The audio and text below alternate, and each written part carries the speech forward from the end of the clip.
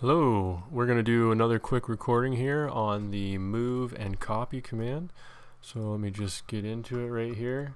In the last video we drew some head symbols, and so after you've got those drawn you might want to be able to do something with them, and very often one of the first couple commands you'll be using are the move and copy command, and they work similarly, and so I want to kind of explain them together so you can see what the difference is.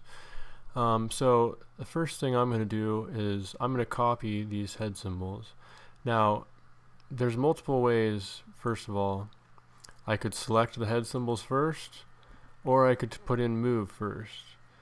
So let's type it. Now first of all, before we even get there, in my I'm using CMS IntelliCAD at the moment, which is an AutoCAD clone. On my modify toolbar, move and copy are right next to each other right here.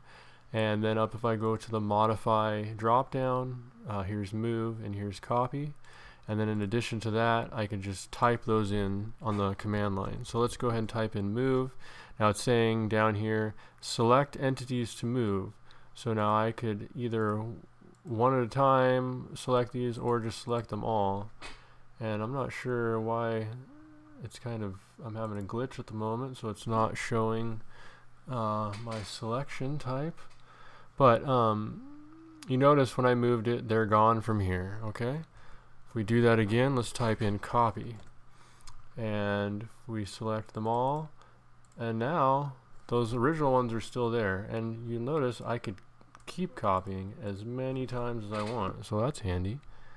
And another thing with that, with either the copy or the move command, let's copy this head. Let's click on the center of the head to use that as a base point. Now you'll notice that the head is traveling perfectly straight. I have the ortho command on. I can turn that off by pressing F8, and now I can move it freely. Say I wanted to copy it up there, I could still multiple copy. Now if I turn ortho back on, it's in a straight line, and so I can only do things in a straight line. Now if I hit escape, copy those again with ortho on, I can again copy them this direction in basically 90-degree intervals. Say you wanted to copy this head exactly 10 feet or move it, this will work with either one. I basically just select it, hit copy or move, create a base point, then I point it in the direction I want to go, and then I can just type in the distance, and I can type in, it's defaulting to inches. If I want to put feet, I have to put the little foot tick mark. So I could enter 10 feet as 120 for inches. Or I could do it again, and I could enter 10 feet and enter, and it would do the same thing. And again, this works with move as well. And let me show you one thing real quick. I'm not sure if I demonstrated this yet, but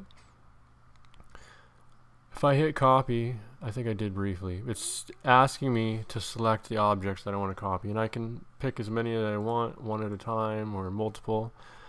But if I select things first and then either put in move or copy, at that point it will only move or copy those items. So I hope that gives you a quick rundown on how to use the move and copy command.